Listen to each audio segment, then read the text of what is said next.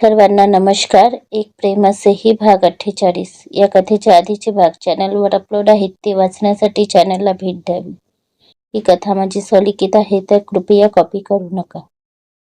मी काही विचारतोय बेटू, शिवांश प्रियावर नजर रोखत बोलला. त्याचा तो संयमी आवाज तिच्या कानी पडला आणि इकडे प्रियाने थरथरून आपली साडी मोठी टाकसून घेतली. भीतीने डोळे सुद्धा लगेच भरून आले तिचे. क्षणात काल रात्रीचा प्रसंग डोळ्यासमोरून तरतरून गेला. रात्री जयचं तिच्या इतक्या जवळ असणे आणि त्याच्या डोळ्यातली ती क्रूरता आता हे आठवून प्रियाचं अंग कंपन करू लागलं. शिवांश प्रियात होणारे सगळे बदल नोटीस करत होता आणि आता त्याला पक्की खात्री झाली की नक्कीच रात्री काहीतरी असे घडले आहे जे खूप भयावह आहे. बेटू, मी काहीतरी विचारतोय. शिवांचा आवाज पुन्हा तिथे घुमला. तशी प्रियाने मान वर करून त्याला पाहिलं. तिचे ते पाण्याने भरलेले डोळे आणि भीतीने घाबरघुबरा झालेला चेहरा बघून शिवांच्या काळजात धस्स झालं आणि त्याने आपले डोळे गच्च मिटून घेतले. अहो ते, प्रिया काही सांगणारच की. दादा, अरे मला मार्केटला जायचं होतं. तू सोडतोस का? जय धावत येत बोलला, ज्यामुळे त्याला धाप लागली होती. प्रिया आणि शिवांश दोघेही त्याच्याकडे बघू लागले. प्रिया थोडी घाबरतच जयला बघत होती, तर शिवांशने फक्त मान खाली वर केली. ओके बेटू, बाय, टेक केअर बोलून शिवांशने प्रियाच्या कपाळावर ओठ टेकवून घेतले. तसं प्रियाने सुद्धा डोळे मिटत शिवांच्या पाठीवर पकड घट्ट करून घेतली.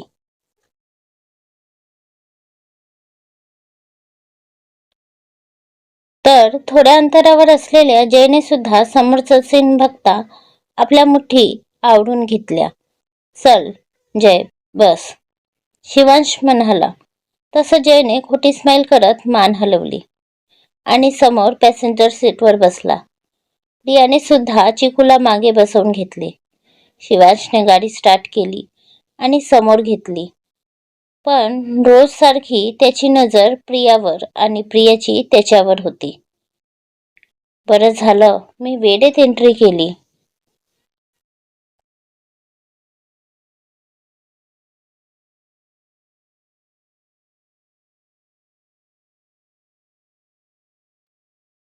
नाहीतर बेबी डॉलने तर आज दादाला सांगितलं असतं. जय मनात सुस्कारा सोडत बोलला. झालं असं होतं की रोज सारखी आज सुद्धा जयची नजर प्रियावर होती आणि त्याला दिसलं की शिवांश आणि प्रियामध्ये काहीतरी बोलणं सुरू आहे. शिवांचे एक्सप्रेशन बघता हे स्पष्ट होते की तो प्रियाला काहीतरी विचारत आहे, ज्यामुळे प्रिया फार घाबरली आहे. तसं त्याला रात्रीचा प्रसंग आठविला.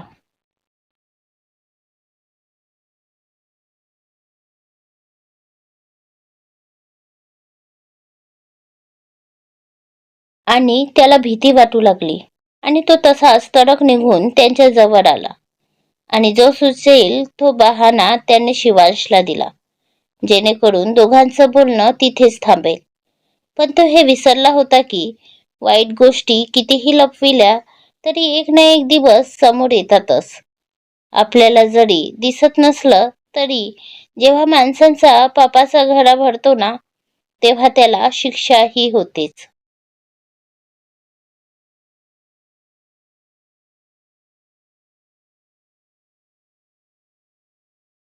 आणि इथे तर जयने स्वतःच्या घरातच आपल्या वहिनीवरच आपली ती वाईट नजर टाकली आहे. हा त्याचा अपराध नाही तर खूप मोठं पाप आहे, ज्याची शिक्षा त्यालाही मिळणारच. जय आपल्याच हुशारीवर गालातल्या गालात हसत होता आणि तितकाच प्रियावर चरफडत सुद्धा होता. नाही बेबी डॉल, तू असं करू शकत नाहीस. तू आपल्या गोष्टी दादाला सांगूच शकत नाही.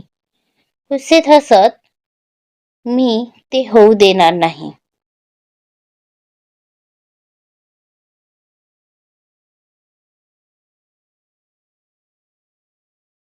पण आधी तुला आज जे केलंस त्याची शिक्षा तुला मिळायला हवी बेबी डॉल.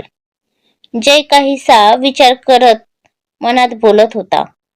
जय, तू वापस अमेरिकेला कधी जाणार? शिवांशने सरळ जयला विचारलं. ज्यामुळे जय थोडं कन्फ्यूज होऊन शिवांशला बघू लागला. अरे बघतोस काय, तुलाच तर अमेरिकेत सेटल व्हायचं होतं ना, तुला इंडियात नको होतं ना, म्हणून विचारलं.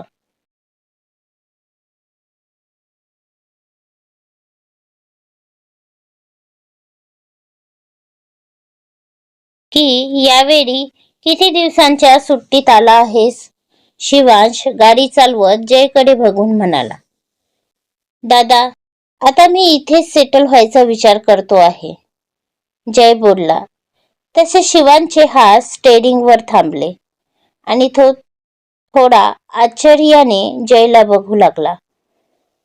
पण तुला तर नेहमीच USA ला शिफ्ट व्हायचं होतं ना, त्यासाठी तू किती भांडला होतास बाबासोबत, आठवतेय का? हो, चांगलंच आठवते.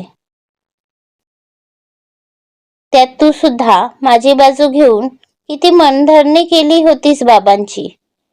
मग तेव्हा इतका मोठा तमाशा केलास, तो सगळा असाच होता का? शिवांश गाडी चालवत म्हणाला. नाही दादा, पण आता जेव्हा इथे सगळं मिळतंय तर बाहेर कशाला जायचं ना, जय थोड्या कोड्यातच बोलला. ज्यावर शिवांश सुद्धा विचारातच पडला. गाडीत आता शांतता होती. दोघेही काहीच बोलत नव्हते, पण दोघांच्याही डोक्यात मात्र विचारांची लढाई सुरू होती. बरं सांग, तुला कुठे सोडू? त्या शांततेला भंग करत शिवांश म्हणाला. इथेच सोड दादा, मी जाईन इथून पुढे, जय म्हणाला. तशी शिवांशने गाडी थांबविली. जय तसाच गाडीतून उतरला आणि शिवांश सरळ ऑफिसला निघून गेला. इथून मला पुढे नाही दादा, तर मागे जायचे आहे, तरच मला माझी बेबी डॉल मिळेल, जय शिवांच्या गाडीला बघत मनात बोलला. आणि इकडे तिकडे कुठे कॅब मिळते का बघू लागला. इकडे घरी प्रिया फार अस्वस्थ होत होती. तिच्या मनातली भीती काही केल्या जायचं नाव घेत नव्हती. सतत जयचा विचार करून आता तिचं डोकं फुटायला आलं होतं आणि शेवटी ती त्रासून बेडवर बसली. तितक्यात तिचा फोन वाजला. हॅलो प्रिया. प्रिया बाळा, काय झालं? तुझा आवाज असा काय येतोय? समोरून सुमनजी म्हणाल्या. तसं प्रियाने स्वतःला सावरलं.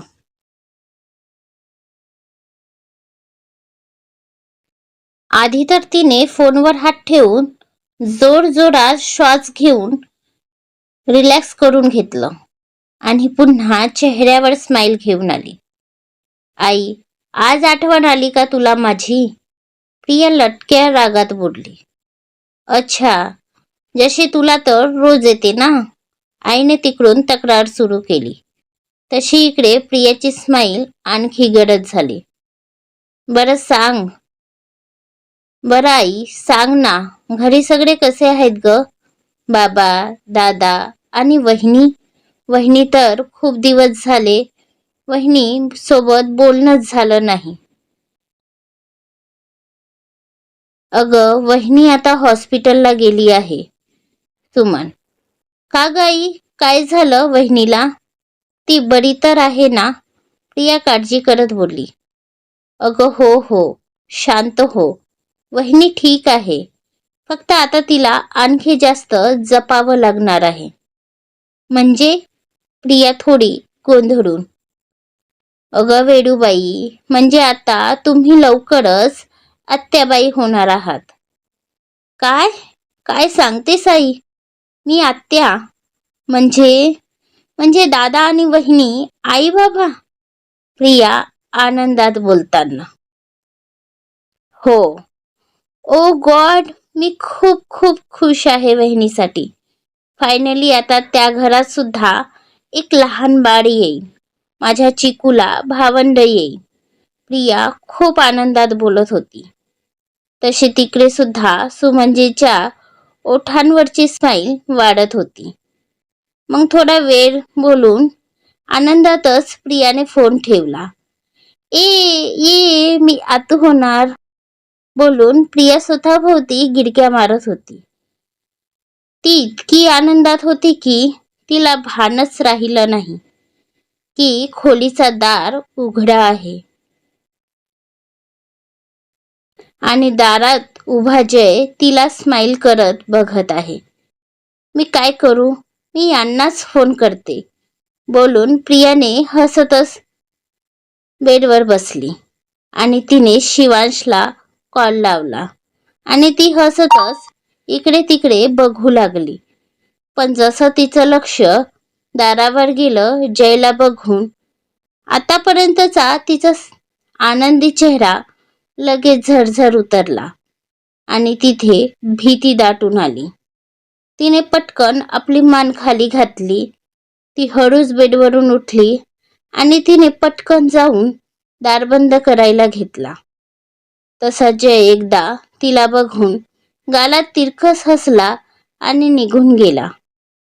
पण त्याचं ते हसणं बघून प्रियाच्या अंगावर काटा उभा झाला आणि तिने पटकन दार लावून भीतीने आपले डोळे मिटून घेतले आणि तिथेच उभी झाली. इकडे फोनमधून कधीचाच शिवांश तिला हॅलो बोलत होता. पण जयची भीतीच इतकी होती की शिवांचा आवाज तिच्या कानापर्यंत पोहोचतच नव्हता. हॅलो बेटू, हॅलो प्रिया, शिवांश तिकडून सतत बोलत होता. तर इकडे मात्र प्रिया स्वतःला सावरण्यात होती. आधी तिने स्वतःला शांत केलं आणि मग जाऊन फोन घेतला. हां हॅलो, प्रिया बोलली. आवाज थोडा जड होता, धाप लागल्यागत, जसं काही खूप लांबून चालत आली आहे ती. बेटू, यू ओके ना? आवाज असा का येतोय? शिवांश काळजी करत. अहो ते सोडा, आधी ना मला तुम्हाला एक गुड न्यूज द्यायची आहे, ते ऐका. प्रिया गोष्ट टाळत स्वतःच बोलून मोकळी झाली. तसा तिकडे शिवांश सुद्धा हलकेच हसला. इतक्या लवकर गुड न्यूज? अजून तर मी पूर्ण प्रयत्न सुद्धा केला नाही, शिवांश मिश्किलपणे म्हणाला. तशी इकडे प्रिया त्याचा अर्थ समजून लाजून गुलाबी झाली. इश, काहीही काय बोलता तुम्ही? प्रिया लाजून बोलली. पण तूच आता बोललीस ना गुड न्यूज द्यायची आहे. शिवांश पुन्हा प्रियाची छेड काढत. अहो का छेडता आहात? तुम्हालाही माहिती आहे तसं काही नाही, प्रिया थोडी लटक्या रागात बोलली. तसा इकडे शिवांश हसला. तुला गुड न्यूज हवी असेल तर माझी काही हरकत नाही. मी आज काय आताच तयार आहे प्रयत्न करायला. शी बाबा, तुम्ही मला खूप त्रास देता. जा, मला नाही सांगायची गुड न्यूज. बाय, प्रिया म्हणाली आणि फोन कट करणारच की सॉरी बेटू, आता नाही छेडणार. तू सांग ना तुला कुठली गुड न्यूज द्यायची आहे ते. शिवांश पुन्हा गुड न्यूजवर जोर देत म्हणाला. तशी इकडे प्रियाने आपले डोळे बारीक केले. ओके बाबा, सॉरी, शिवांश म्हणाला. अहो आता ना आईचा फोन आला होता, तर ती म्हणाली, मी आधीच सांगतो बेटू, मी तुला इतक्यात कुठेही पाठवणार नाही. मला वेळ मिळेल तर करू वेकेशन प्लॅन. पण तू एकटी कुठेही जायचं नाही, तुझ्या माहेरी सुद्धा. शिवांश तसाच तिकडून बोलत सुटला. जे ऐकून प्रियाने तर आपल्या डोक्यावरच हात मारून घेतला. तिचा नवरा म्हणावा आणि उघं राहावा. जिथे बाकीचे नवरे बायको माहेरी जाते म्हटलं की आनंदाने नाचायला लागतात, तिथे हिचा नवरा माहेरचं नाव जरी ओठावर आलं तर कासावीस होतो. अशा या अतिप्रेमळ नवऱ्याचे लाड करावे की राग तिला काही समजतच नव्हते. अहो, हो हो, शांत व्हा. नाही जात आहे मी माहेरी, आणि तुम्हाला घेतल्याशिवाय तर जाणारही नाही. तुमचा काय भरोसा, मी माहेरी गेली आणि दुसरी कुणी घेऊन आलात तर? तसंही आधी तुमच्या मागे रांग लागली राहते मुलींची, म्हणून तुम्हाला आपल्या पदराशी बांधून घेतल्याशिवाय मी काही माहेरी जाणार नाही, प्रिया हसत म्हणाली. ते तर आईने मला गुड न्यूज सांगायला फोन केला. अच्छा, मग ठीक आहे. पण गुड न्यूज काय ते तर सांग. तेच तर सांगायला मी फोन केला होता.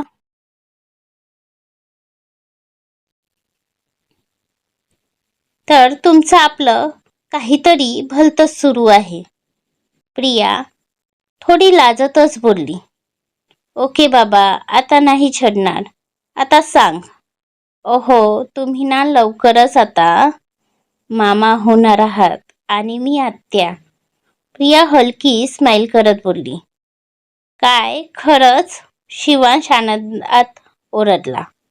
हो अहो, प्रिया सुद्धा हसतच बोलली. अहो ऐका ना, तुम्ही येताना मिठाई घेऊन याल. हो. मग थोडंफार बोलून प्रियाने फोन ठेवला आणि तसंच हसू घेऊन खाली गेली. आई बाबा आवाज देतच प्रिया खाली आली. तसे राजीवजी आणि पौर्णिमाजी आपल्या खोलीतून बाहेर आले. काय झालं बाळा, असा आवाज का देत आहेस? पौर्णिमाजी समोर येत बोलल्या. आई, गोष्टच तशी आहे. प्रिया त्यांच्या हातावर हात घेत बोलली. चेहऱ्यावर आनंद स्पष्ट झळकत होता. तसे राजीवजी आणि पौर्णिमाजी तिला हसून बघू लागले. आईचा फोन आला होता.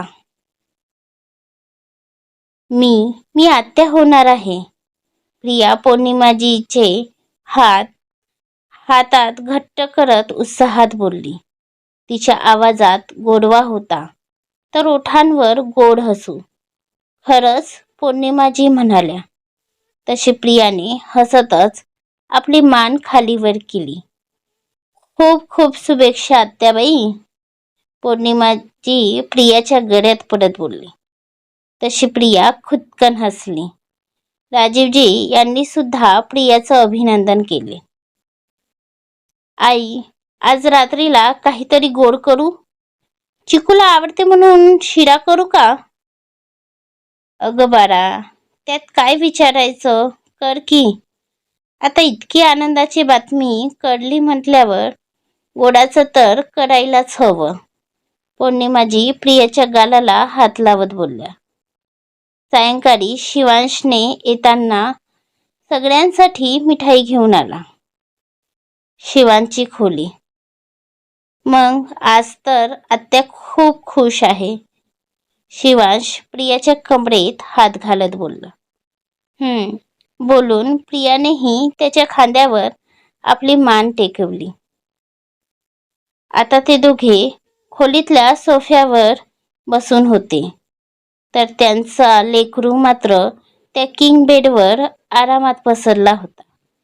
इकडे शिवांश हळूहळू आपले हात हरकत करत होता.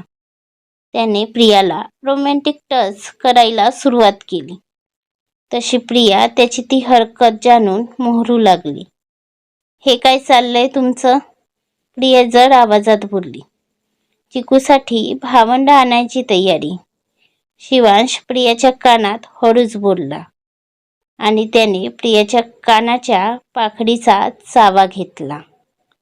तशी प्रिया थरथरली आणि तिची पकड शिवांच्या हातावर घट्ट झाली, जे तिच्या पोटावर चुरबुर करत होते. तर तिचा रिस्पॉन्स बघून शिवांशने प्रियाच्या मानेत आपला चेहरा घुसरला आणि तिला किस करू लागला. तसं प्रियाचे श्वास वाढू लागले. शिवांशने तसेच तिला किस करतच सोफ्यावर आडवं केलं आणि सुरू झाला त्यांचा गोड गोड रोमांस. पुढील भाग लवकरच. आजचा भाग कसा वाटला ते कमेंट करून नक्की सांगा आणि कथेचे आधीचे भाग आणि चॅनलवरील इतर कथासुद्धा नक्की वाचा आणि कथा आवडल्यास लाईक शेअर करून चॅनलवर सबस्क्राईब नक्की करा. तुमचा पाठिंबा असू द्या. धन्यवाद.